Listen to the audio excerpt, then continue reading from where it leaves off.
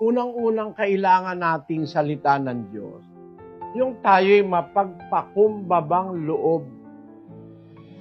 Inaalis nito ang kayabangan, pagpaparangalan, inaalis nito ang pride, yung parang tiwala ka lagi sa sarili mo, mataas ang pagkakilala mo sa sarili mo, you are better than other persons.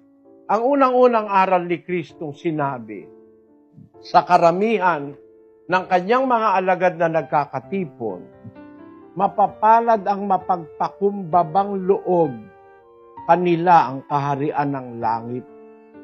Ang sabi sa English, Blessed are the poor in spirit, for theirs is the kingdom of heaven. ang isang paraan para makarating tayo sa langit, matuto tayo ng pagpapakumbabang loob.